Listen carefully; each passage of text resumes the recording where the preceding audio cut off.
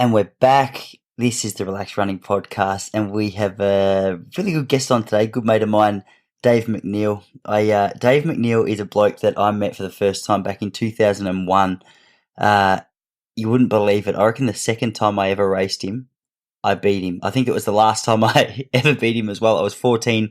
The year after that, he just started to absolutely smoke fields left, right, and centre. It's really crazy to look back at how a bloke that you ran against as a junior can just progress and do such massive things. He's now competed at 2 Olympics, 4 World Cross Country Championships, Commonwealth Games, World Champs. He's pretty much ticked every major championship that you would want to tick off. It's incredible to look at this guy's career, and it's great just to sit down with him and speak about the process. I love this chat. He's a really well thought out guy.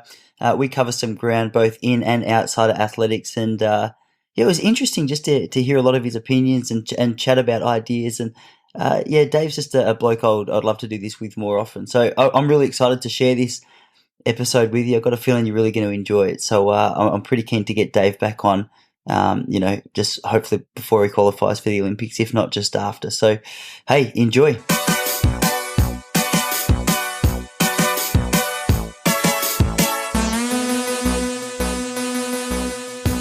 But what I wanted to start with, I wanted to ask you because I mentioned on the phone to you the other day that I reckon the first time I maybe ever met you or saw you on the track was, I think it was 2001. Yeah, the National Under 14 3,000 metre Championships. I reckon it was before then. It was the same year, but it was at cross country. Did you Yarrabend? No, it was in. Did you go to the one in Perth, the all schools, or did you go to the one in Hobart? I did. So at that time, I was actually living in Perth until 2001. Oh, okay. So it was around Perry Lake Stadium. Yeah. So I met you there. Yeah, that's the first time I remember meeting you. Yeah. And then I remember at all schools in Melbourne for track at that 3K at the end of the year. So I think are you an 86? 86. Yeah. So I'm 87. So you were the upper age of the. Correct. Okay, but so I think we were both under 16s at that point.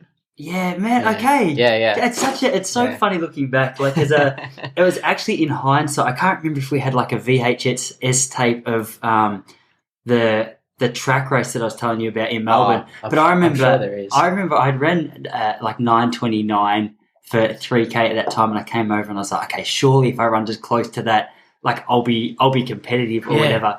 And I remember I ran like 9:35, and that race was stacked. It was ridiculous. Yeah. I think so. I was laughing with you on the phone the other day because, and it's funnier for you now in hindsight, based on the fact that we got a special. Go on, Maggie. We got a special guest here, Maggie, up on the table, the cat, having a sniff at the microphone. So if you hear a jingle, it's not Dave. But I was laughing because.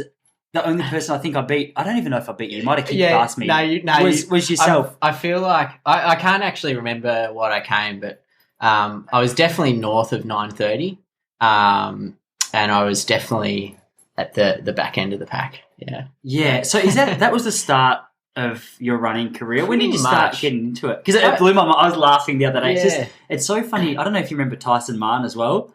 Dude, that guy was dominating back then. So I remember my coach Joe Carmody, I called him when I was living in Perth, and I said, look, I'm looking at all the Victorian athletes. Yeah. I was the same age as Tyson Martin. If you don't know Tyson Martin, listeners, he was a 15-year-old kid running like 353 or 354 for 1500. Yeah. And I thought, okay, I have to get over to Victoria because that's just where it was all at. Yeah. And I got over here and sort of stepped foot into the Victorian scene and was mind blown. As you said, like the depth of that race that we were in was insane.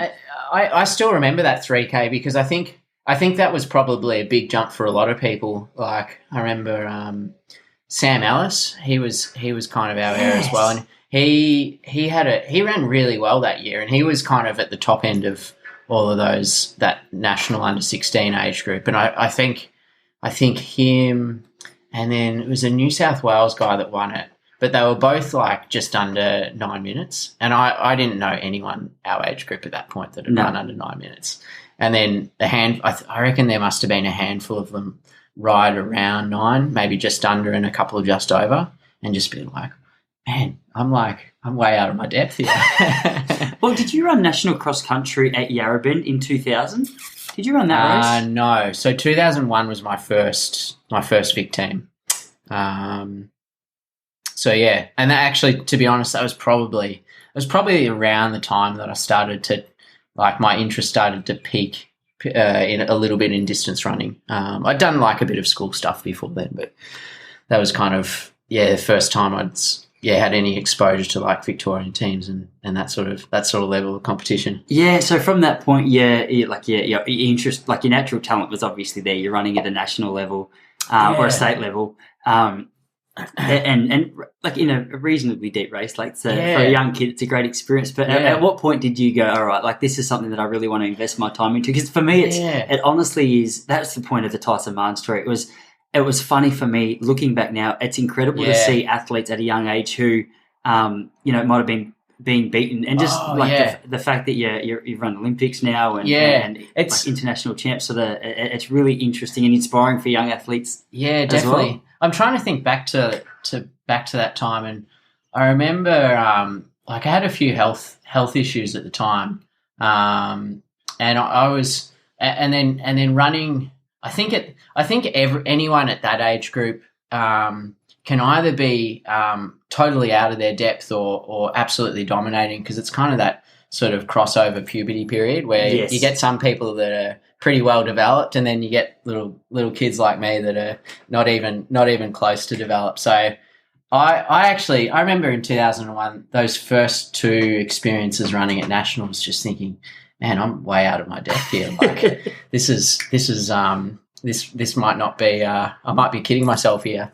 So yeah, look, I don't know if I obviously stuck at it, and I obviously enjoyed it. I was a sucker for punishment, I guess. But yeah, it was around the time that I met my first sort of proper coach, and I think the environment that he created and his training and just his general demeanour. And this is Tom Kelly. Okay. Apart from being my first coach, he became an absolutely pivotal person in my life. So I think that's essentially what sort of kept me in the sport and eventually fostered a love for the sport was definitely through Tom. So, but yeah, that first those first few experiences at the kind of state and national level, I was definitely out of my depth, but it's one of those.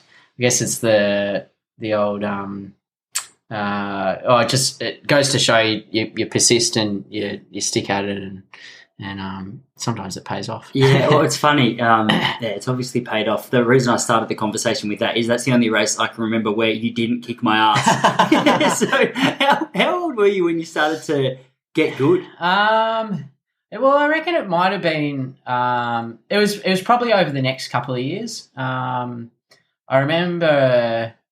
That 2001 I struggled. I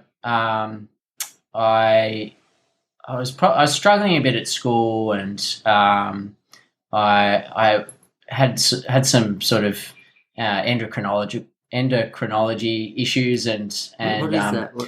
Just problems with my hormones, and this is partly just because I was, from a pubescent point of view, I was a bit of a late bloomer. And I think that kind of, I look back on that and that probably affected me physically and mentally, I think, just feeling like a bit sort of behind with things, and then I think things just sort of naturally started to piece together, and I probably became a little less stressed about different things the following year, and 2002, I started to feel a bit healthier, kept improving from a running perspective, started keeping up with people that I couldn't keep up with before, and it was just one of those a long-term battle of attrition, just like there's always someone that you're chasing up in front and you just keep kind of plodding away until you catch up to them or you can keep up with them, and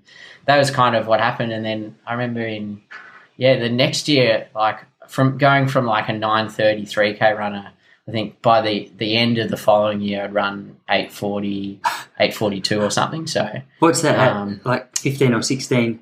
Yeah, so that would have been when I was 16. Yeah. So that's why I have no memories of beating you after that point, because I think I must have been.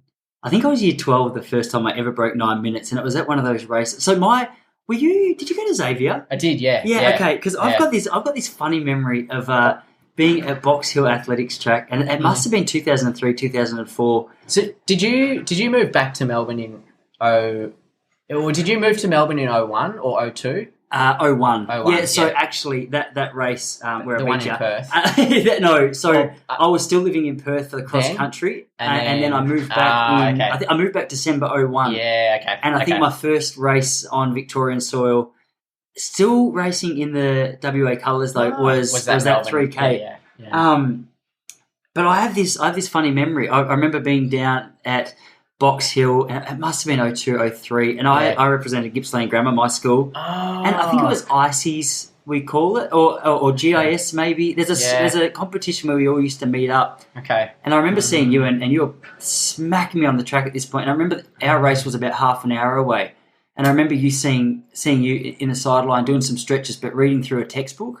And I remember thinking, I've got to get my life together because this bloke's toweling me on the track, and now he's also just going to be a smarter unit than. And always, whenever someone says Dave McNeill to me, I honestly picture that. And it's funny to bring it up with you now because it's just something that's imprinted in my mind. Wow. I can still remember the exact place we were sitting and the exact thought in my head. Was it still during the school year, or was it kind of like into December and end of the school year? Or I can't really remember. To be honest, I've just been impressed. Yeah. Oh, interesting. Yeah, I mean, I can't remember the textbook, but it doesn't really surprise me because I was. I think that was definitely. I think that was one of the things that sort of I struggled with in 2001 was and I mean I probably still up to this day struggle with it a bit. Was always such a perfectionist, and I had to do everything had to be perfect and. Look, at times it took its toll, and 2001 it definitely took its toll. I ended up with like a mild case of chronic fatigue for a while. Wow. I kept flogging myself at everything to try and be good at everything, and so it doesn't surprise me. Yeah, so I have a bit better balance now, I think. But it's not uncommon, is it? Like I feel like there's a lot of people, and I would probably put myself in that category a little bit.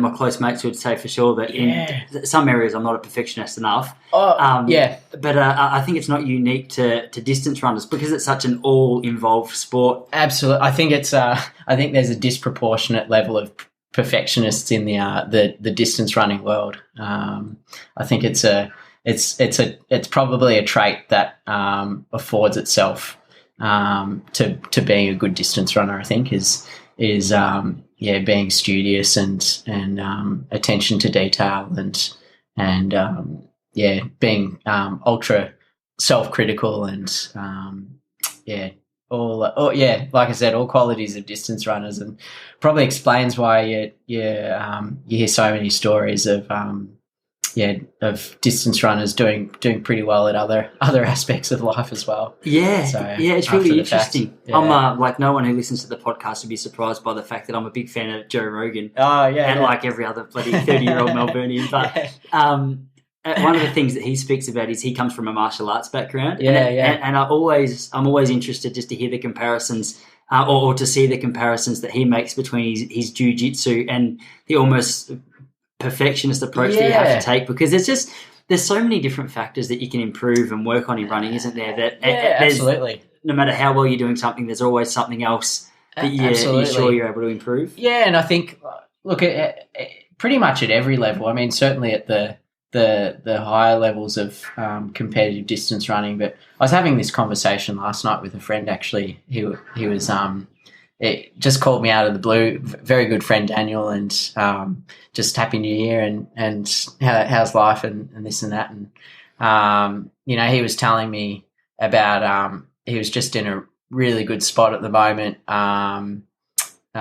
Super happy, super goal driven.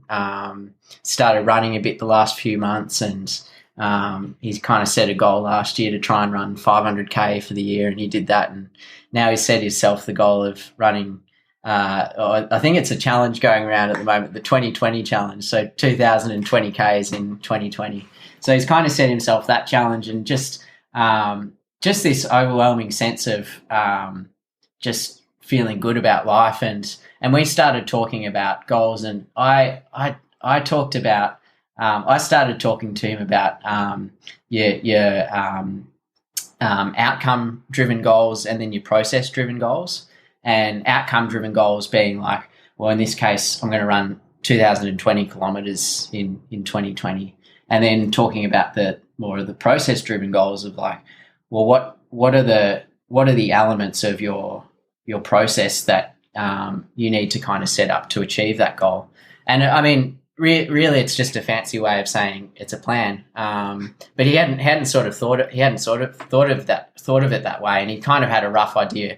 I've got to run about 40k a week, but there was no sort of like setting a goal like I'm going to run at least 3 days a week every week for the year, or I'm going to run. I'm going to get 40k's a week each week for the rest of the year, and at least in distance running.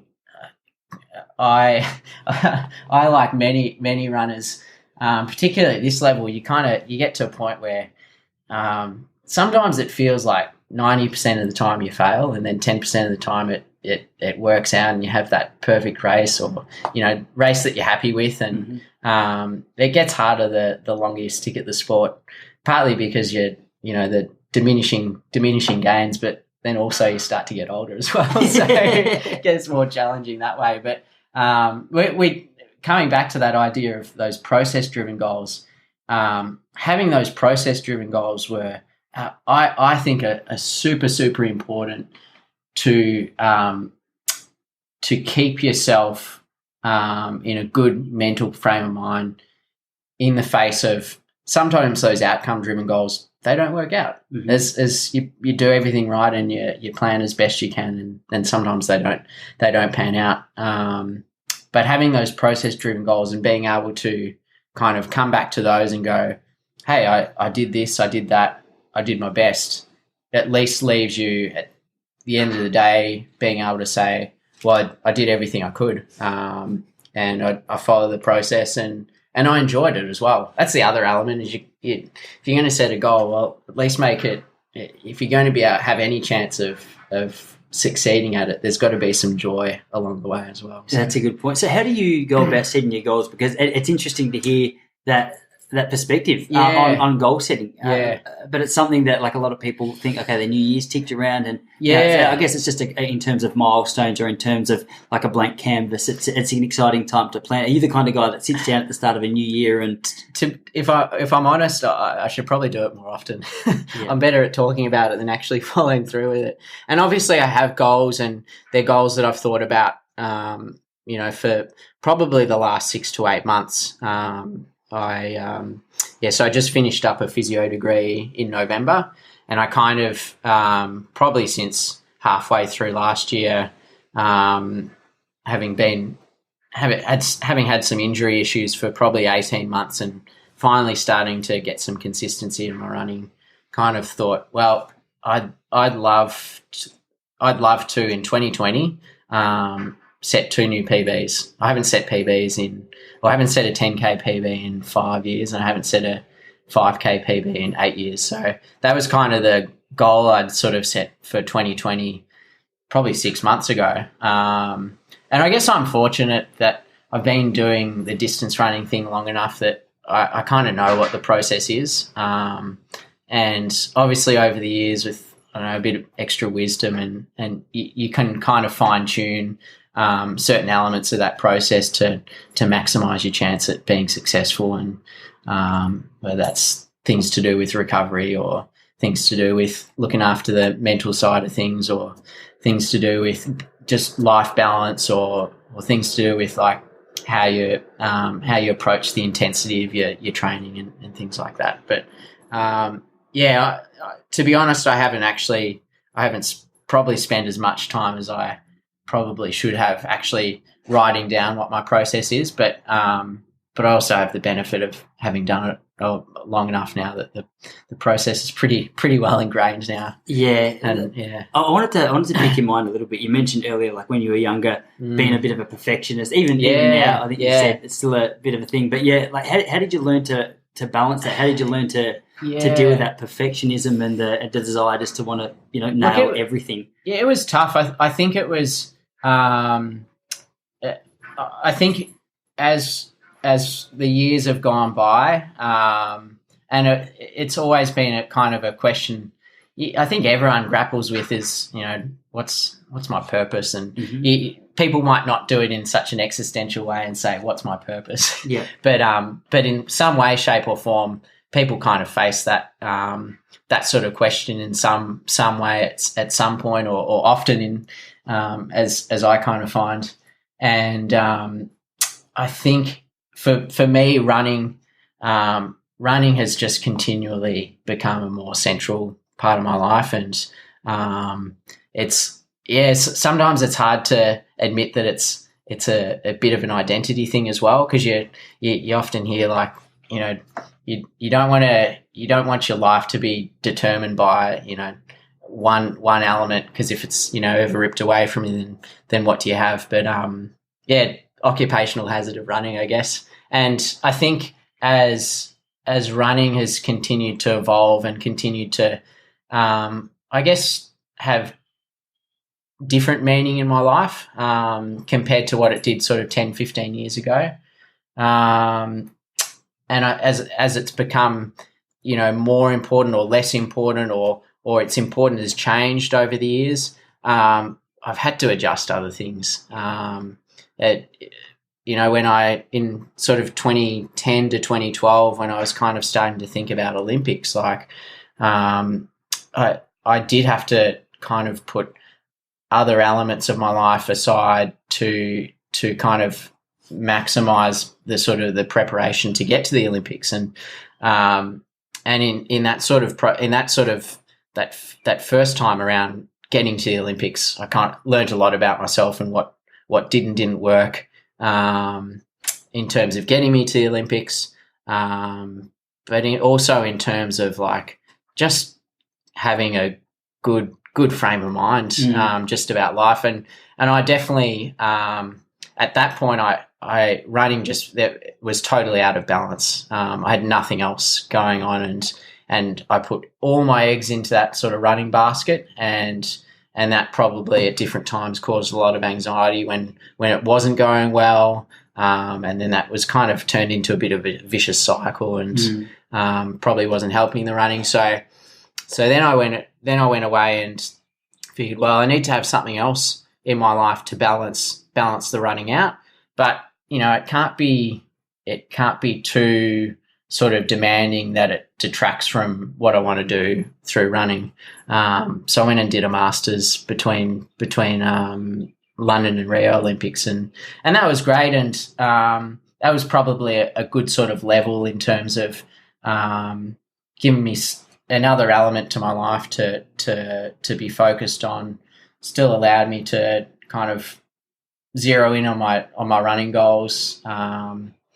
It was just a good balance. And then I decided to do the same thing after Rio. I thought, well, let's go do something else now to use my time better. So I went and did a physio degree, and I did the physio degree for some different reasons as well. Partly because at that point I was like, well, I can't escape the fact that running is a central part of my life, and there will come a time when I can't do it at a super highly competitive level. But I'd love to still be involved in the sport in some way, shape or form. Physio is probably, at least from my perspective, felt like a good vehicle to stay involved in the sport. And that was the main reason I did it. But I also had in the back of mind, this is a good thing to do over the next few years. I don't know if I'll get to Tokyo. I don't know what my trajectory is from an elite level distance runner fitness perspective, but I'll just keep chugging along and see what happens. And I got a year through the degree, and then got to 2018, and I seemed to combined the two pretty well, and then started running well. And then I made the Com Games team, and I was on top of the world. But in hindsight, I'd gotten the balance out of whack, and that perfectionism of trying to do everything had eventually came back to bite. And there was a period in 2018 where I was on my clinical rotations at the hospital, sort of 8 till 4:30 every day. I was working 2 nights a week, coaching the VFL boundary umpires, and then I was training, trying to qualify for the Com Games, and it was. I eventually absolutely and utterly broke down, and it wasn't because of the running. Mm-hmm. It was just because I was doing too much, and I was trying to do everything perfectly, and at the expense of having some balance and recovering. And I had a very specific injury, but it could have been anything, and it was just that was my weakest link, and that's what broke, and caused me to sort of be on the sidelines for the next 12, 18 months. And so it goes to show, I'm 33 now, and I still unfortunately make the same mistakes, just in different ways, all in the pursuit of trying to find balance and kind of finding that magical sort of balance between getting the most out of my goals from a running perspective, but then also kind of ticking boxes towards other goals that I have in life as well. Yeah, it's interesting, man. Just to go back to what you started with, speaking about the big questions of what's my purpose, and the existential questions. And I think it's not uncommon, to people our age especially. Yeah. I don't know if you've heard of a bloke called Richard Raw, but he's written one of my favourite books of all time called Falling Upward. I have to check this out. Man, check it out. He's I'm not sure what your worldview is, but he comes from a Christian tradition. Yeah. But he's quite a mystic. I think he looked at a little bit of spirituality, but it's a very practical kind of book. But so interesting. The idea of the book is he speaks about the first and second half of life. Yeah. And he's not speaking about a chronological age. Yeah. He's speaking about so the first half of life is where we sort of build our identity, the idea of the things that comfort our ego and tickle our ego, whether that be money or fame or running in the Olympics or all the things that a young guy or girl is going to pursue. Yeah. And then he said anyone who's on track will get to about 30 and realise that the areas of their life where they've been trying to put so much of their hope aren't fulfilling them in the way that they hoped. Yeah. And he said that's because those things, they're building the container. Yep. And they're trying to fill it with all of this stuff. Yeah. And he said, and it's interesting that I've become more and more interested in just spiritual worldviews from a whole different, because I think one of the things that our culture has really lacked in, as we've sort of said goodbye to religion, we don't have a lot of roadmaps for navigating some of the difficult periods in our life. Why am I here? What is my purpose? Is there anything else? 100%. Yeah. And look, I'll be honest. I don't have, I don't follow any particular religious belief. I don't have a religious spirituality about me, but I definitely consider myself a spiritual person. Mm-hmm. And I've been really fortunate to I guess learn from some absolutely amazing people with different spiritual perspectives and different religious beliefs. And look, if there's common denominators in all different worldviews, and it all comes at the end of the day comes back to being a good person, thinking outside of just the ego, thinking about others, and I mean, particularly at this day, in this day and age, and the current climate, pardon the pun, but yeah, in terms of what's our purpose? What is all of our purpose right now in a world that is on the brink of mass extinction, that is in need of radical change, environmental, political, from a sustainability perspective. And how do you do that? And what's the best way to do that? And that's hard. That's There's some of the questions I ask now, and it's hard because there's so much emotion that drives a lot of those things, and it can be tricky navigating different sort of whether it's religious beliefs, spiritual beliefs, beliefs about what's our purpose and where are we going, and how do we match those up and be good to each other and be good to the earth and be good to the community. It can it can be overwhelming at times. And another pun, pardon it, but it is a hot topic at the moment. This whole climate change thing. But it's really interesting. I find it interesting to hear the different perspectives on what's happening and like the interpretation of the science and things like that. But is that something that you like when you say mass extinction, you're genuinely concerned about the future based on what you can see? Yeah, absolutely. And I'm certainly. I'm not an expert in any of these things, so I'm reluctant to say too much about it because I don't want to get out of my depth. But I found myself particularly over the last month, sort of seeing the bleakness of these bushfires that have affected Australia. I went through 3 or 4 days just going through these sort of existential concerns just on my own at home and just grappled with this, what can I do and what should we do and how do we do it and it can get really overwhelming, and it's good to talk about it. I was fortunate. I've got 2 good mates that these are the sorts of things that we talk about. We're a bit more open about our feelings and things like that. And I said to them, man, I'm just like, I don't know what to do right now. I feel like totally helpless. And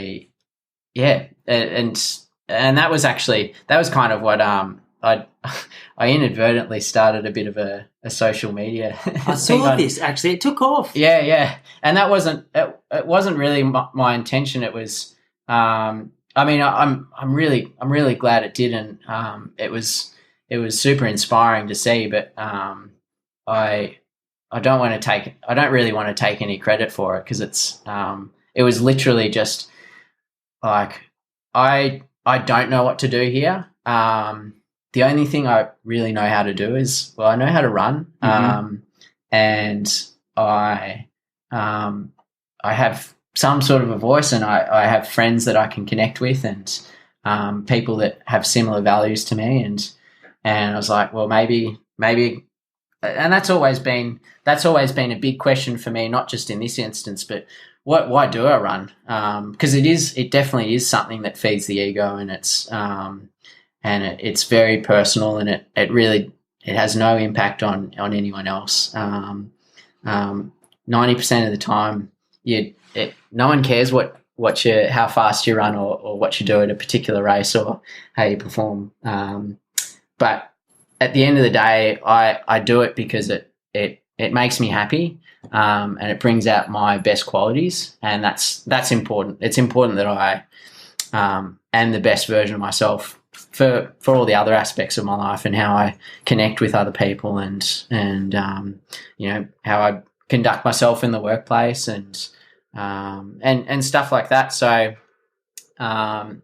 this was just another way for like trying to find some purpose in my running. I was like, well, how can I do it? How can I put it to good other than using it to improve my mental health and make me a happy person and make me pleasant to be around? And it was kind of like, well, how about I donate some money on proportional to the amount that I run, and that seemed to resonate with a few people, which was it was super cool to see. I was having a look through the hashtags on Instagram the other day, and I actually didn't realize it started with you. I saw I can't remember where I saw it, but I saw a photo of your face and the initiative you came up with, and thought that was really cool. But it's been incredible just to watch like the Australian public get behind the whole cause. And I'm like you, man. I'm definitely not, but I can't even consider myself close to an expert. The thing that I find interesting about this whole subject of climate change is I feel like I've heard some people 60s and 70s say, yeah, but don't forget 40 years ago we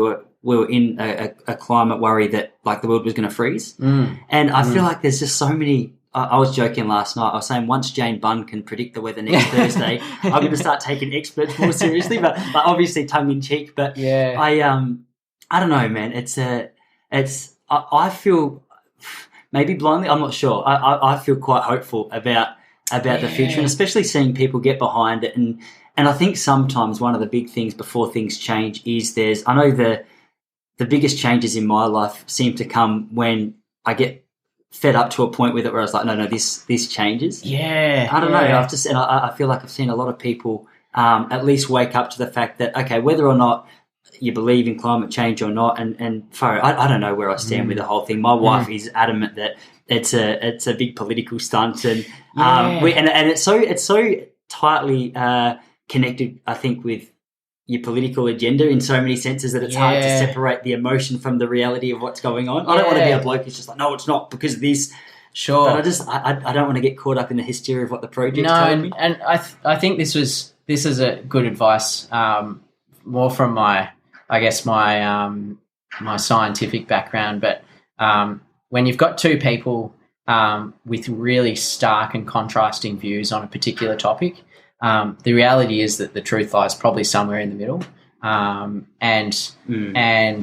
I think there is definitely a very, very strong from a scientific perspective, I don't believe that you can argue that climate has changed, and I don't think that you can argue that it's changed because of activities and because of habits of what humans have done and how we've populated the earth. But yeah, you're right. There's extremes on either end, and there's probably some truth. The truth probably lies somewhere in the middle. Yeah, that's great advice, isn't it? Yeah, and look, it is difficult because for every different party that is influencing the conversation, whether it's a business worldview or a political worldview or a social worldview, unfortunately, those three particular domains aren't created equal, and unfortunately, money talks a big game, and money influences politics, and so that's sometimes an overwhelming thing to kind of look at and go, where are we heading? And how are things going to change if we can't be certain that they're changing for the right reasons? And yeah, look, I don't know. Like I said, I'm not an expert in it. I understand the basic science, and I certainly believe it, and I certainly believe that there are political and capitalistic powers that are probably influencing that balance between where the truth lies, and it may not be for the better. But yeah, it's interesting. But obviously there's a lot of social power. Like there's, obviously like people like Greta Thunberg, but that's people resonate with what her story is and her message is, and I think her youth and her genuine concern about where our world's heading, and whether we like it or not, they are going to be the next generation, and I think we should consider what we're leaving for them, and whether we believe it or not, I think we as a human race, as a world, like I think we all have room to cooperate and listen to each other more than maybe sometimes we do. Is that something that you've always been interested in? Because I think the other day when I called you and asked if you'd be on the show, I mentioned to you that like when your name's mentioned, I think a lot of the time I I see your like there's a bit of talk around diet, and there's a bit of talk around, and I just get the vibe that you're very intentional with the decisions that you make, and as I sort of started to gather through the chat, like you obviously there's a big thought process that goes into doing the things that you do. But is it something that you like? Yeah, from the outside, you appear to have been interested in. Just the decisions you're making for a long time. There's not too many just blind choices that you're aware of. It's funny you say that because I think it gets me into trouble. Is I definitely think a lot. I spend a lot of time thinking, and probably an unhealthy amount of time thinking about certain things, and that's actually been a challenge is to sometimes not overthink things. And, but yeah, I think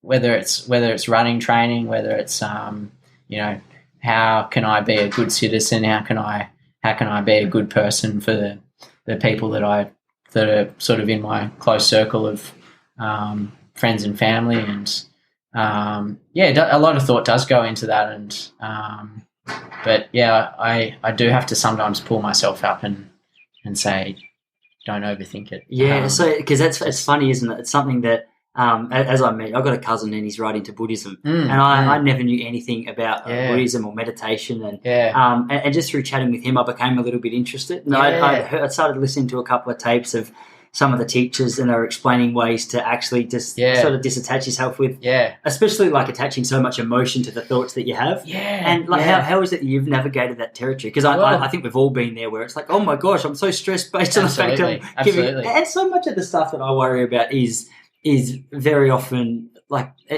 it turns out to be a non-issue, or it turns out to be something that worked out quite well. But I can buy in so much to a thought that I have that it appears as though it's actually a real threat. Absolutely, and that will never change. That we will, as humans, we will always come back to that, and we'll always be faced with thoughts where they do cause anxiety.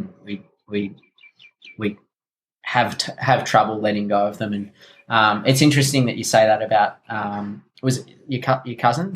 Yeah. So probably one person in particular that's been really influential in I guess how I've navigated good mental headspace and good mental health has been a good actually started off as someone that I saw professionally, and he's a quite a devout a Jewish man, and I originally saw him for some mental health issues that I had, and then eventually sort of siphoned into seeing him from a running and performance perspective, and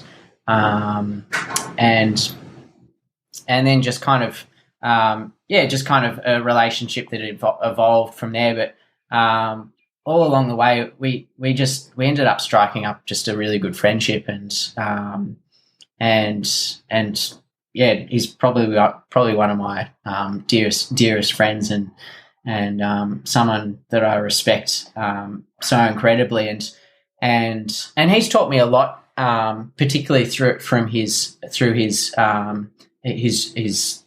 Jewish lens, I guess you could call it, and that's something that I guess that from the religious perspective isn't necessarily something that resonates with me, but what the message always is, the message always resonates with me, and I think you can find that whichever perspective you choose or you use to find meaning in something, if you actually really just set aside your ego and actually listen, there's always something that you can connect with someone, even though it might be through something that you didn't think or you perceived as something that you didn't have in common, and so that's kind of been, or that's one person in particular that certainly helped me to navigate, I guess, productive and non-productive thought processes. Yeah. And What was it from the Jewish perspective? Like, I don't know a lot about it. I'm from the Christian tradition, I guess. Look, I think a lot of the stories are the same, and I think a lot of the themes that define what it means to be a good Christian, or what it means to be a good Jew, or what it means to be a good Buddhist, or what it means to be a good Muslim. They're a lot of the same themes. And look, I couldn't tell you exactly some of the stories that we talked about, but over the years, so this friend of mine, Bert, he lives in Flagstaff, and I've been very fortunate because I used to live there for a better part of 7 years.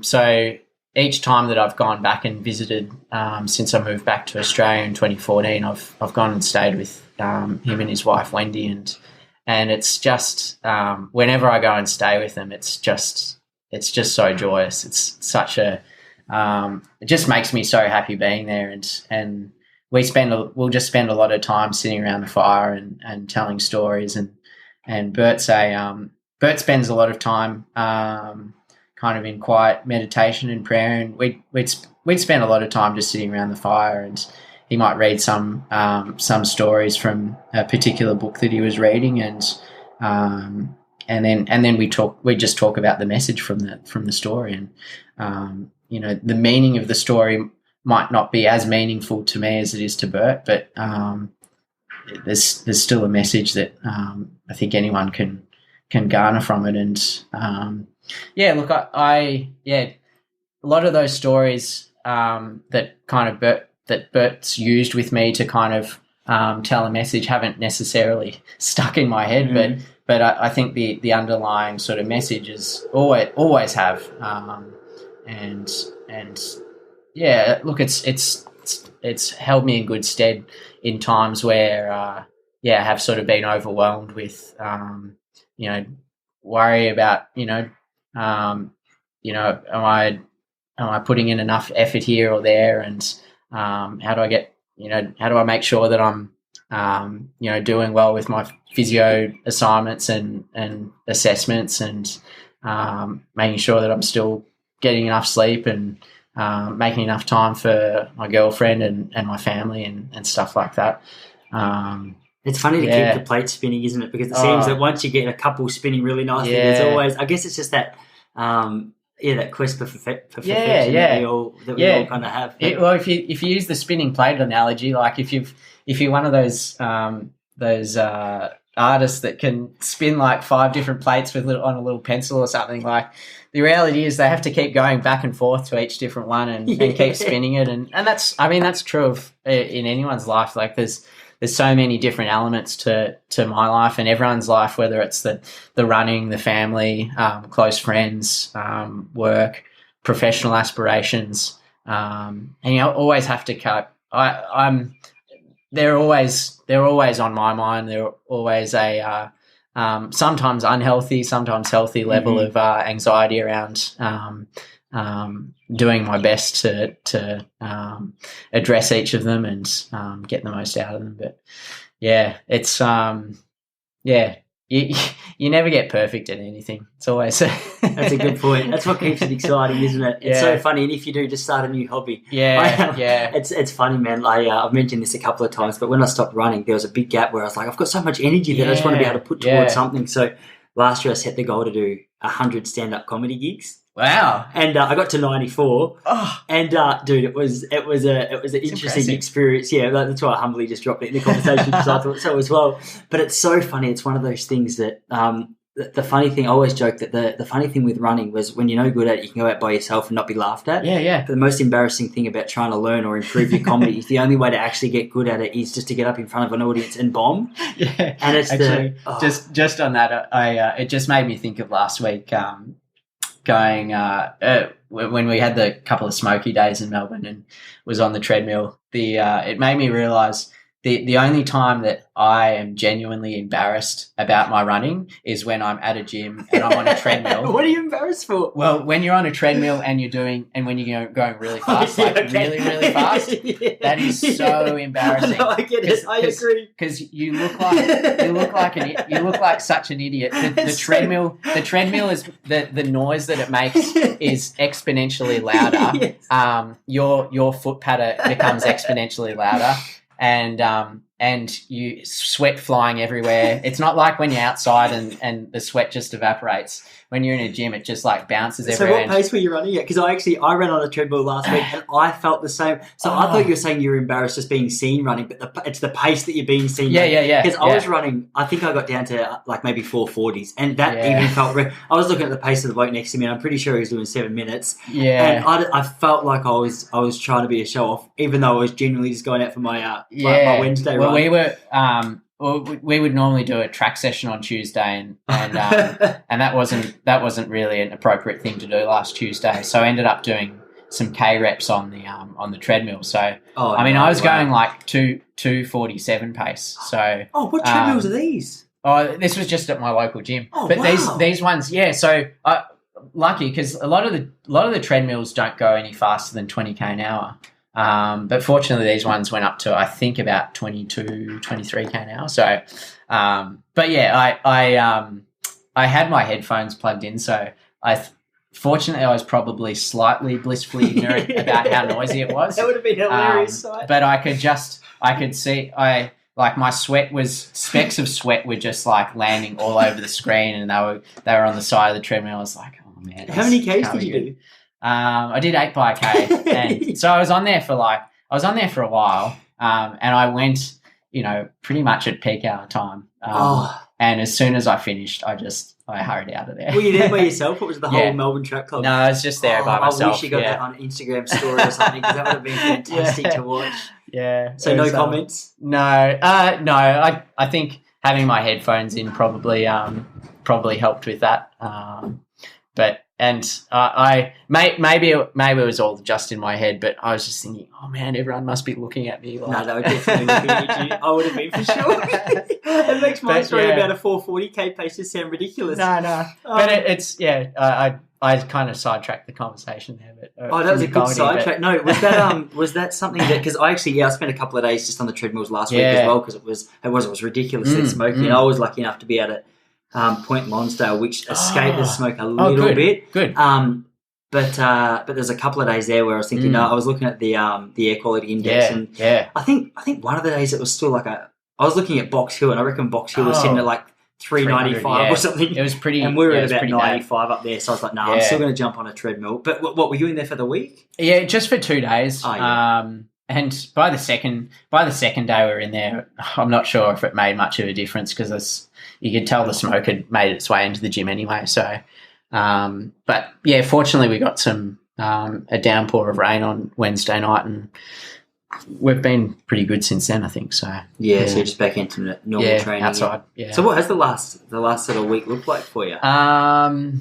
Pretty standard sort of week. Like, it's a normal week now is Tuesday, Thursday, Saturday sessions. So Tuesdays on the track, Thursdays over at the Caulfield Racecourse doing some threshold running, and then Saturdays we go to Wattle Park and do like a bit of a hilly fartlek. Yeah, they're the two classic Melbourne Track Club sessions. I always see. I actually really enjoy Brett Robinson's posts of just like shouting out to Carlton Draft to sponsor him. That was so good. That was a great photo as well. Did they ever get back to him?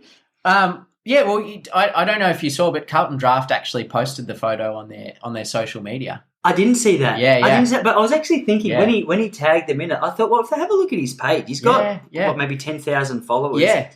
I thought he'd be half a chance to get a few drinks out of him. I'm sure. I'm not sure. I don't know if he got a few drinks out of them, but he certainly got a bit of love on their social media channels. Well, how many people are following the Carlton Draft page? I can imagine there'd be a few. I think it's a great photo. I did have a look, and now I can't remember, but it's many thousands. Awesome. So you were cool. We were sort of saying before we hit record, but you were in with Stewie and Ryan and Jen and What that'd be a great. I feel like everyone who comes on the podcast is an MTC. I feel like a default member just by interview. It's a big group, and it's it's contrary to probably what some people might think. It's a pretty welcoming group, and well, this is the. I think people make that comment based on the. Yeah, this is. I feel like I've got MTC's crew at the back a little bit because I understand that. First of all, like people see the quality athletes from the outside and might see the confidence or the race face or and I know what I was like before I used to go to a race. I was quite nervous and tense. If you saw me on a start line or in and around training, I was very different, I think, to how I was like in a conversation like this. And I've had the chance to sit down with like yourself and Stewie and I've chatted a bit to Jen because she's going to be coming on soon. And, cool. I think it's any idea that there might be a bit of arrogance or whatever is. I imagine that probably part of where it's come from is that there's certainly there's a really good culture at Melbourne Track Club, and there's certain things that that Nick and all the runners that join the club really value, and I think wherever there is any ever any animosity or ever any sort of perception that Melbourne Track Club might be a bit standoffish is really just a conflict of values, when we're at training, like we're there to do a job, and we're pretty serious about what we're doing, and we value working together, and we value sort of lifting each other up, and anyone that comes along and tries to be a last rep hero or tries to dodge leading reps usually gets made fun of or gets cops a bit of banter afterwards. So that can sometimes sit not so nicely with people that don't necessarily understand kind of the values of the group, but at the end of the day, like it is a really, really great group of people, genuinely, at the end of the day, like, and you would know this, it doesn't really matter what level of runner you are. We're all doing the same thing, and as long as we all kind of take the ego out of the picture and instead focus on kind of the shared journey, and irrespective of what level you might be at, it's good sport to be a part of. I always joke that there's a reason I didn't run 3:31 because my ego wouldn't have been up. I would have been strutting around like I was the king. So 3:49 I had to settle for, but I still had a little strut run around that night. But. I mean, I know you've spoken to Stewie, and Stewie's absolutely smashing it the last couple of years, and he's a real humble bloke. You couldn't pick. This is what I love about Stewie. I'm so glad to see a bloke like him. Sure, I understand. Thanks, Siri. You don't need to, Siri. Just sit down and listen.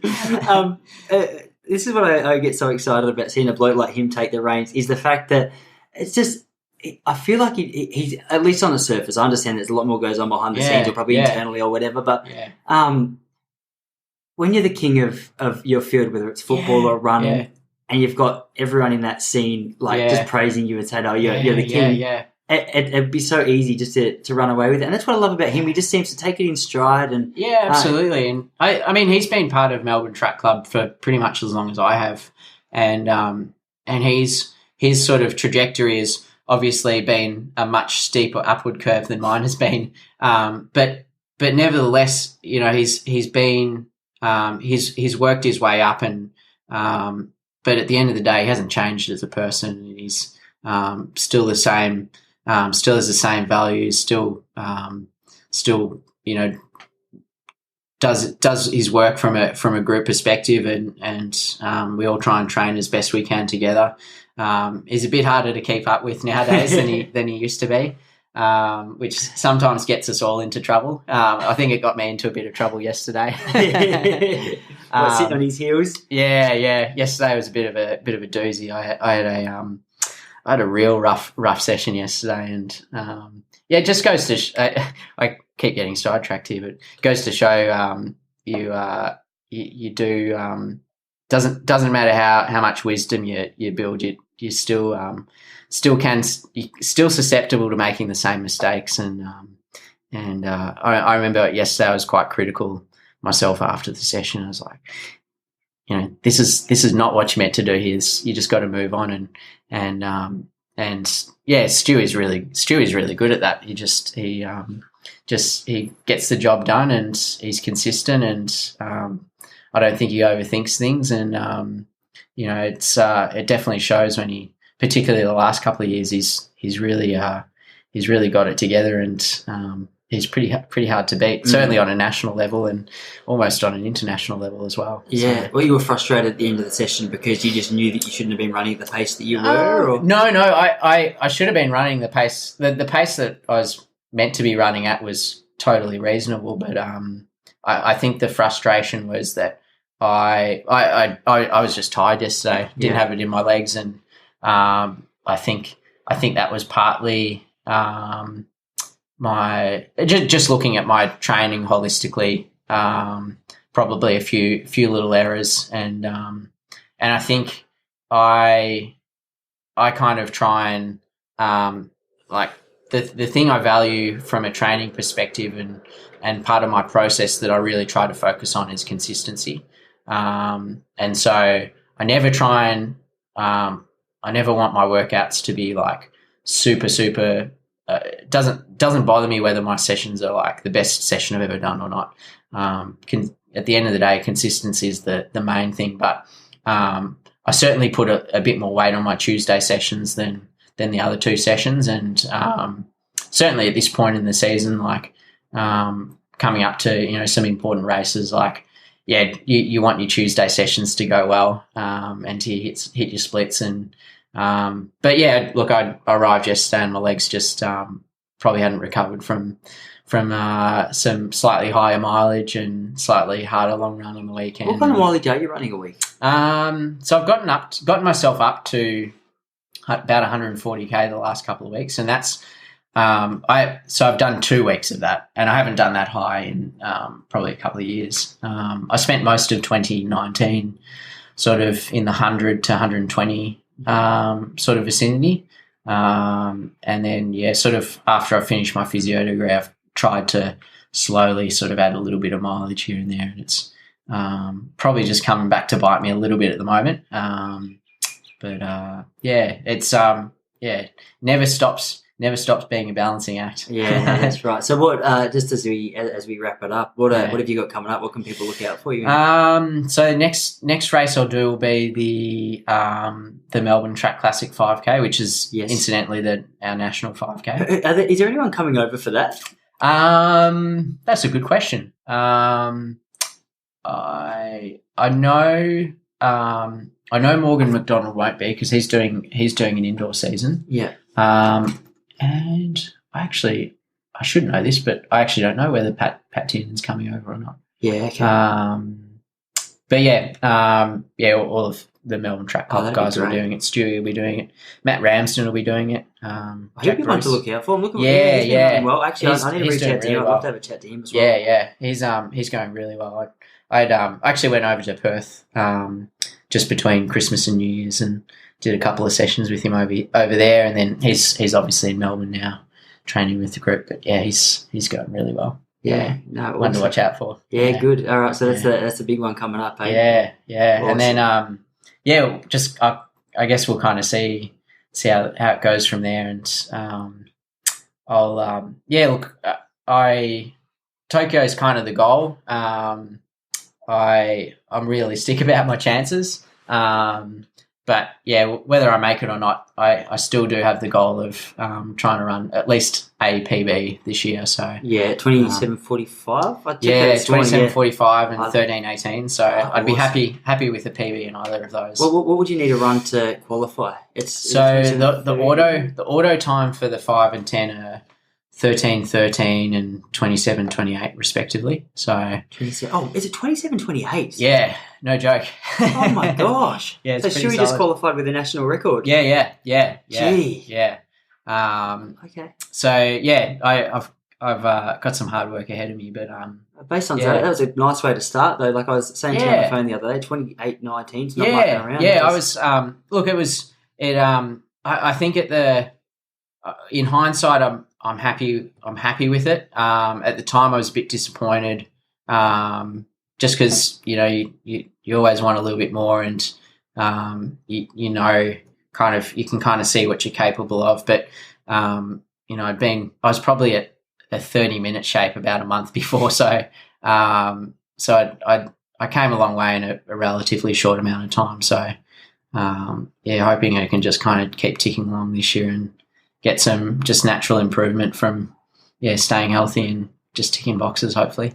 Man, I'd love to get you back on later in the year. I feel like there's hours that we could do. But I really enjoyed that, man. No, thanks so much for making the time. And thank you. Yeah, it's been fun. I'm glad we didn't just talk about running. Yeah, I know. Far out. I forgot it was a running podcast. And I think I've scared off your cat because I haven't seen her for about an hour. Oh no, she's fallen asleep. We must have bored her to death. Yeah. All right, man. I'll leave you to it. Thanks, Tyson.